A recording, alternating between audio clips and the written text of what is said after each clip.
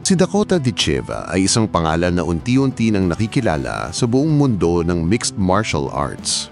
Siya ay tubong Manchester, England. Ipinanganak noong 1998 at mula pagkabata ay nakatadhana na siyang sumabak sa mundo ng labanan. Ang kanyang ina na si Lisa Haworth ay dating world champion sa Muay Thai, kaya't malinaw na ang pagiging mandirigma ay nasa dugo niya.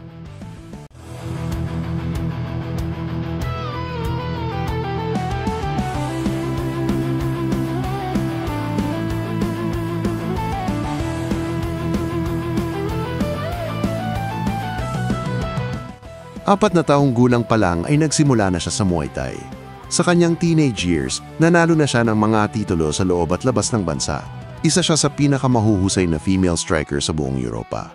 Taglay ang mababangis na sipa, kidlat na mga kamao at eksaktong timing na kayang tapusin ang laban sa isang iglap. Noong 2021 mula Muay Thai, lumipat siya sa MMA at agad siyang gumawa ng ingay. When is Dakota Ditcheva going to the UFC? I think people now, with me beating Tyler Santos, they want to see like what else I'm capable of, so it's got to be something more.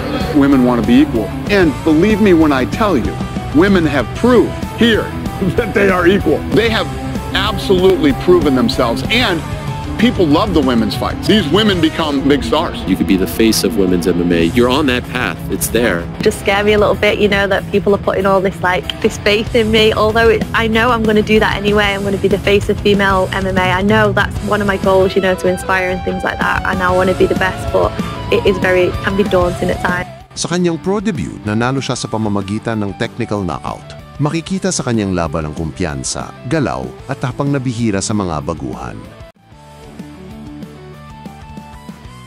Noong 2022, pumirma si Dakota sa PFL, isang malaking MMA promotion sa Amerika.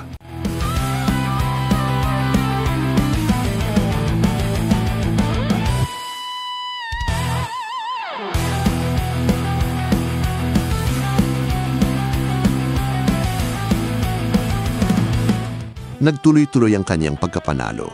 Majority sa mga laban niya ay natapos sa round 1. Undefeated pa rin siya hanggang ngayon na may kartadang 14 wins, 0 loss. At bawat laban niya ay mas nakakabilib.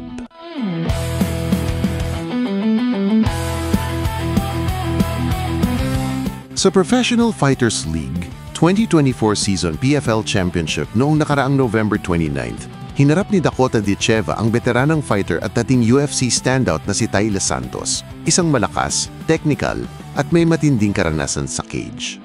Ngunit sa kabila ng galing ng kalaban, pinatunayan ni Ditcheva ang kanyang level bilang elite striker nang tapusin niya ang laban sa pamamagitan ng round 2 technical knockout. Isang dominanting performance na lalong nagpatingkad sa kanyang pangalan sa mundo ng MMA.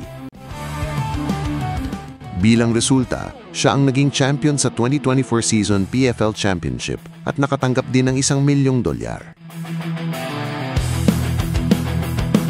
Ngayon, marami ang nagsasabi na si Dakota Ditcheva ang susunod na malaking pangalan sa women's MMA. Taglay niya ang pambihirang kombinasyon ng husay sa striking, likas na liksi at galaw, at hindi matitinag na disiplina.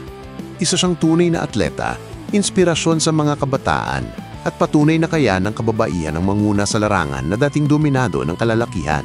Mula Muay Thai champion hanggang MMA rising star, si Dakota Ditcheva ay isa sa mga mandirigmang dapat abangan.